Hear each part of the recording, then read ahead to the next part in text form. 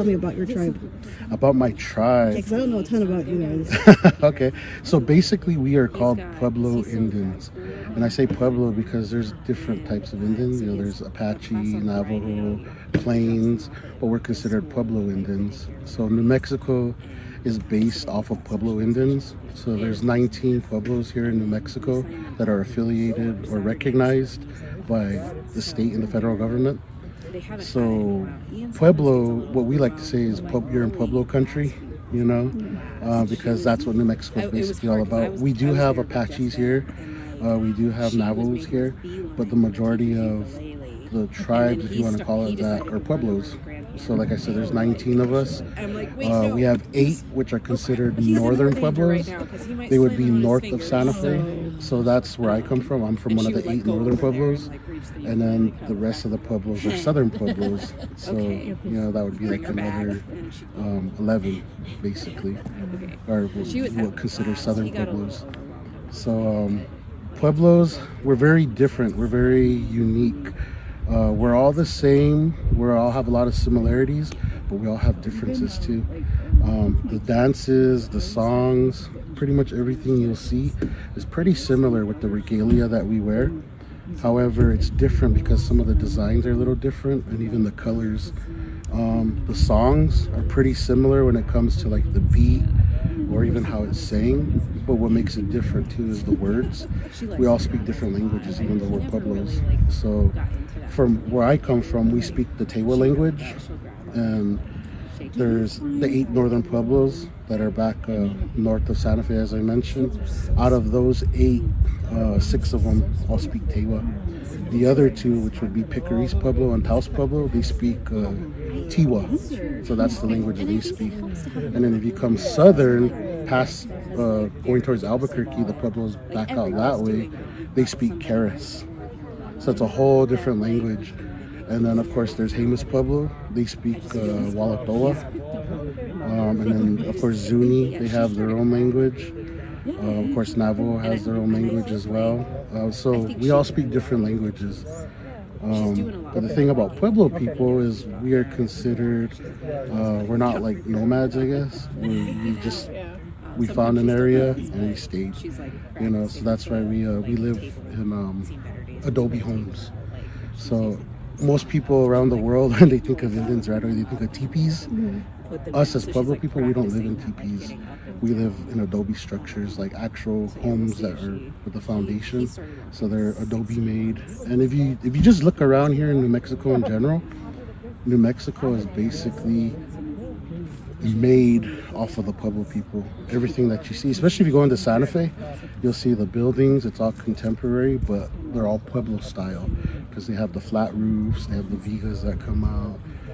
They try to make them look like adobes, square homes, stuff like that. That's all Pueblos. So I like to call it Pueblo style, but that's where I come from, the Pueblo people.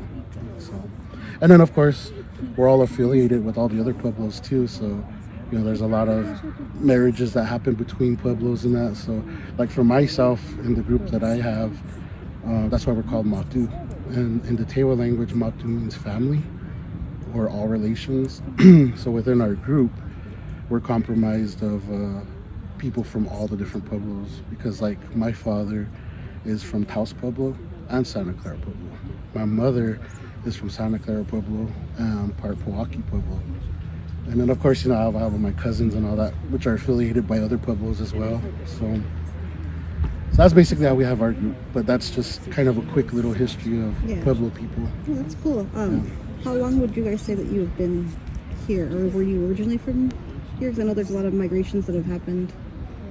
So I've been born and raised in Santa Clara Pueblo, where I currently live. Our people, like I said, and when we performed here, this is kind of an ancestral home from where our people migrated from. The other place is Chaco Canyon as well, and Mesa Verde. So a lot of our ancestors came from these locations as they traveled along the path and then ended up to where we are now, present day. So yeah, so this is, like I said, our ancestral home. This is where our ancestors came from. So. And then as far as like your spirituality, can you give me a little bit of insight on that? So one thing I like to say, and one thing I've learned growing up, ever since I was a young boy, times change. You know, things change, people change, the world changes, and it's all for the good. So for us, we have always been taught that we live in two worlds, because we have our Indian culture and religion, and then we have this outside world, which is totally different. So it's really hard to combine the two because they're different. But at the same time, there is some similarities. So now in present day, because just the way things have evolved and things have gotten, better, even when it comes to like electronics and things like that, of course comes religion. So like with us, we are actually Christian as well. So we do have our Indian religion, but we do have our Christianity part of it. So a lot of us, of course, are different denominations. There's Catholics, Christian based, Bible based, of course there's Baptists, but the majority of a lot of Native peoples are more Catholic than anything. And if they're not Catholic, then they're Christian, Bible based. So me, myself, I'm what you would call Christian, Bible based. My family as well. However, we do have our Indian religion as well. And we still participate on that end as well too. So like I said, it's just a matter of trying to balance things out within the two worlds that we live in, and try to find some kind of balance or harmony. Can you tell me a little bit more about your Indian religion? Like, what exactly is it? Because as someone who doesn't know anything about it.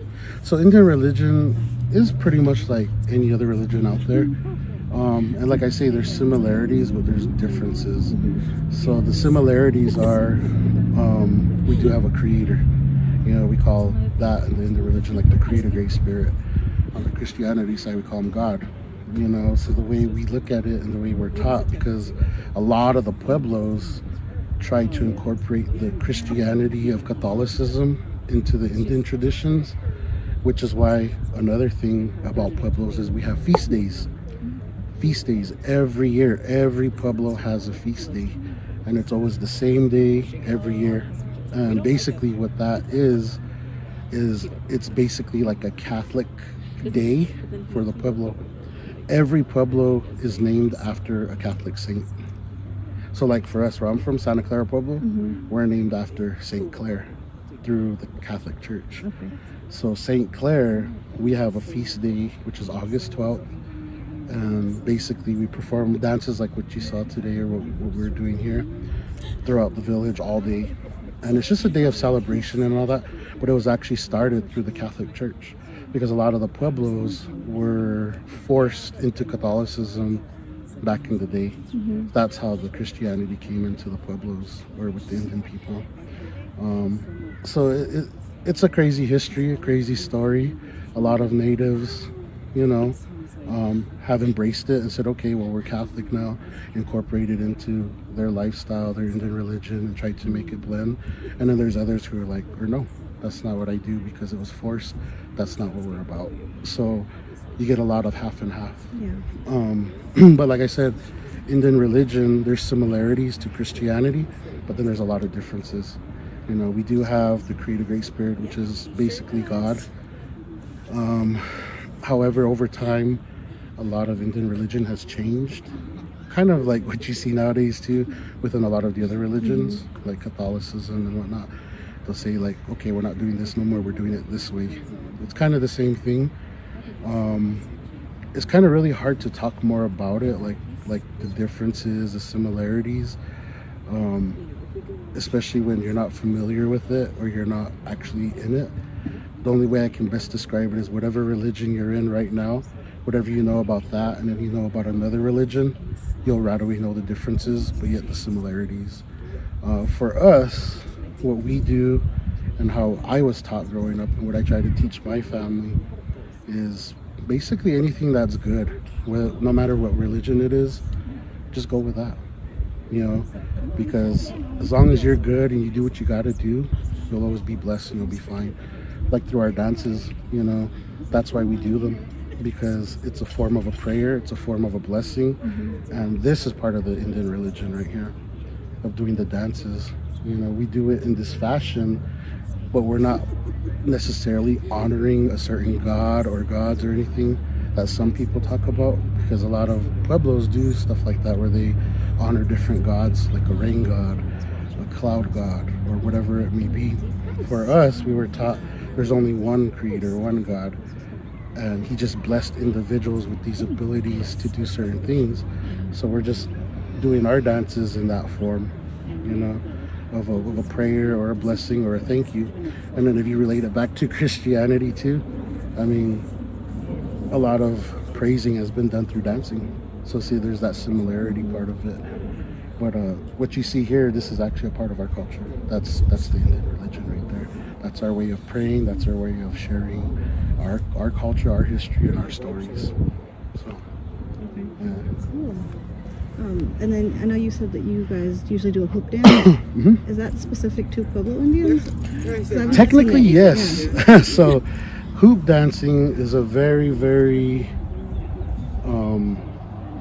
basically good topic, I'd say, because hoop dancing has been around for a while.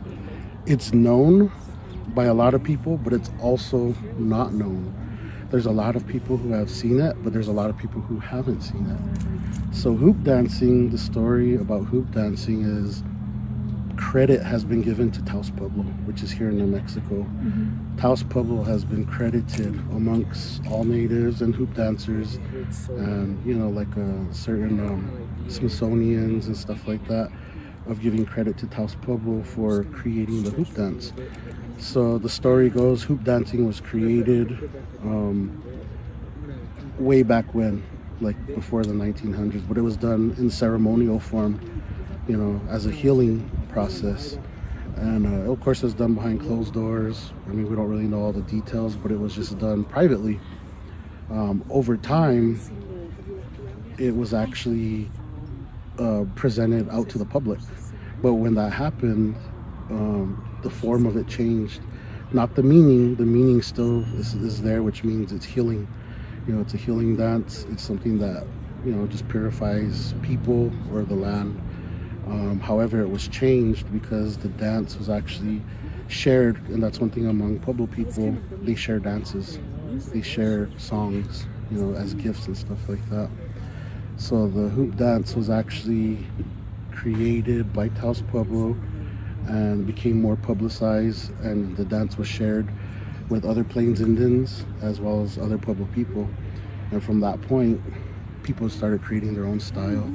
And there was a man by the name of Tony Whitecloud. He's actually from Jemez Pueblo. He's the one that brought the dance out more to the public.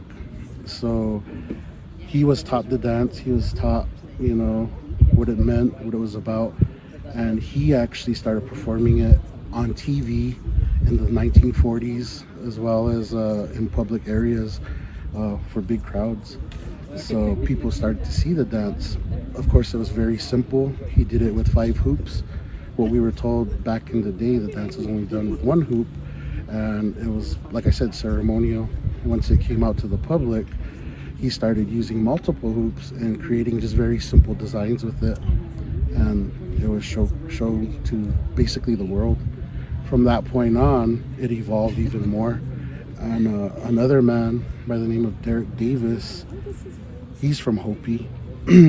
He started doing the hoop dance as well, and he is the one that has created a lot of designs now that we call standard designs for every hoop dancer that starts to learn. They all learn these certain formations with the hoops.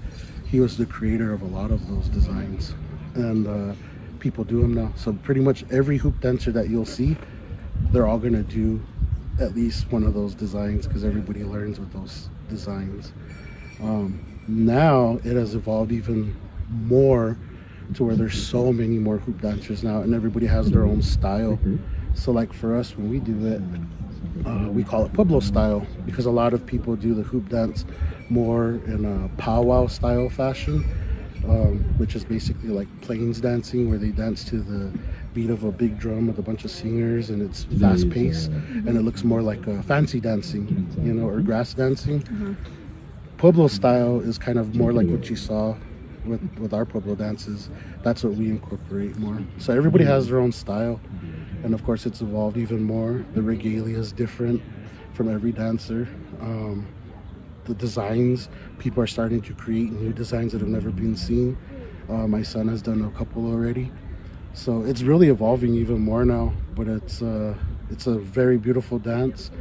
It still symbolizes healing. It symbolizes purity, and it's been told that whenever the dance happens, you know, it's basically to help heal individuals spiritually, mentally, physically, and even like the land, you know, just to help put people back in balance again.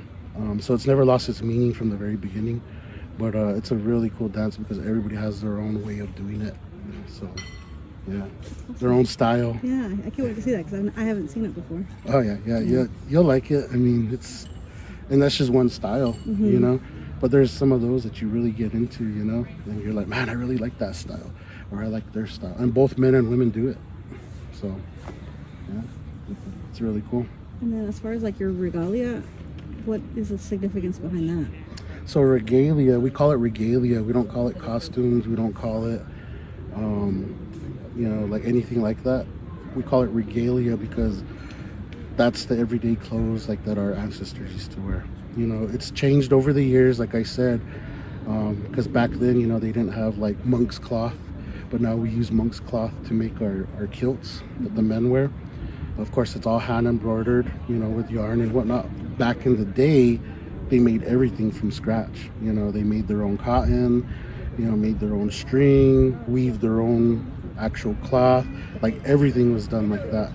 Nowadays, because of, you know, like I said, we've evolved so much to where we still make our regalia the same way, but it's just we don't have to go through that whole lengthy process anymore. But it is good to know and learn how to do all that. But our regalia is basically just what our ancestors used to wear because that was their daily attire, you know. And then not only that, it has meaning because the regalia has symbols on it. So a lot of the designs, they all represent something, and it has more than one meaning of what it represents.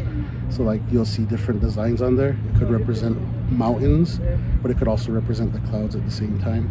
The colors that are on there, there's a lot of different colors, from green to red to black to even orange. Even those colors have representation and meaning, you know, many meanings. So like, you know, the green could represent the earth or the land that we live on. The red could also represent like the blood that our people had shed, you know, back in the day during the times of, you know, colonialism or just whatever it may be, you know, battles with each other, stuff like that. So there's just so many meanings behind the regalia that we wear, you know, especially when we do our traditional dancing. You know, a lot of the regalia we wear is basically representing where we come from. So eagle feathers are a huge one, you know, among all native peoples, because for one, the eagle is like the animal that flies the highest in the sky, and for us that represents the messenger. He's the one that can take our prayers and our voice to the creator, because he's the closest to him, you know. So that's why we kind of respect him a lot, and that's just one meaning, you know. But we also have a lot of other meanings. Like for us, we use a lot of otters in our dances, and that's because where we come from, we have a lot of otters in the area. So it's just kind of representing the animals that come from our area, you know. A very sacred animal to us as Pueblo people is a bear, and of course we have bears around here where we live, and it's considered one of the most powerful, you know, pure animals too. So we give a lot of respect to that animal, you know. So a lot of times we'll just dance with stuff that is basically common to our area. And of course we use a lot of other things like feathers, but that represents when we used to trade with our brothers and sisters from way down with what is now Mexico, because we have a lot of our indigenous families and friends from there before there was their borders and states and all that. So we used to do a lot of trading, you know. So that's where like the feathers that we use, the macaw feathers, the parrot feathers, all the different colored feathers, and even shells that we use, we did a lot of trading with them. So it's just representing stuff like that. So yeah, there's just so much. I mean, it's never ending, you know. There's so many messages, so many different meanings behind a lot of the stuff that we wear, the regalia that we have, and yeah, that's basically it. Thank you so much. Yeah, I really appreciate it. Thank you. Yeah, Yeah, no worries. I don't know. Is there anything else that you think is? Well, one thing I can really say is just living here. And if you actually take the time, like for us, we've lived here our whole lives. We're Pueblo Indians. I mean, we're like in it. But even us, we've never been to like all the Pueblos ourselves. And for me growing up, I never realized like a lot of the Pueblos are different. They have similarities, but they're different. And I didn't know that until I actually went and visited some. Or what helped me out was I went to a Santa Fe Indian school. It's basically a private school for all Native peoples throughout the country. And there is where I met a lot of people from all the different Pueblos. And that's where I started getting more educated on like, oh, you're from here? What do you guys do? Do you guys do this? Like comparing what we do within our culture, our religion, our beliefs, and just the way we're brought up, of how we show signs of respect or certain things that we do because it means respect. So I'd be asking like, do you guys do this? Do you guys do that? And they're like, yeah, but we do it this way. Or, so you start to learn more about each other and other Pueblos. So my advice would be like, if you get a chance, go to every Pueblo if you can. Go to their feast day. That's a good opportunity because feast days are open to the public, and anybody can go. You can witness dances. You can even ask questions to certain individuals you might find. Of course, it's just a time for you to go and talk to people, and even people open their homes because they're feeding.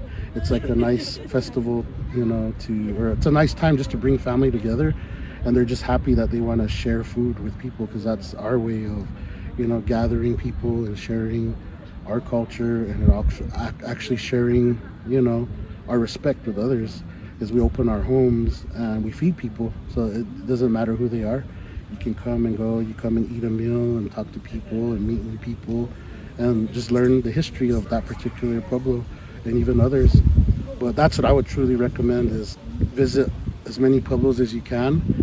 Even if it's not for feast days, a lot of them have cultural centers or areas where you can go and it just gives a history about the place. Pueblo is a very good place to go.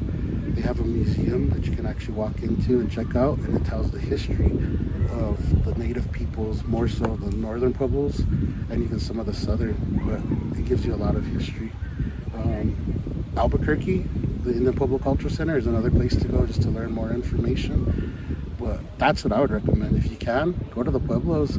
You'll come across people like myself who are willing to talk to you, educate you, teach you whatever it is you need to know, and just help you to be more welcome so you can understand the etiquette and the culture of where you're at, because it's so different, it's so unique from any other place in the world. I mean, there's so much good teachings to learn just from all the Pueblos and all the people here, it's really cool. Yeah. So that's what I would say. Thank you so much.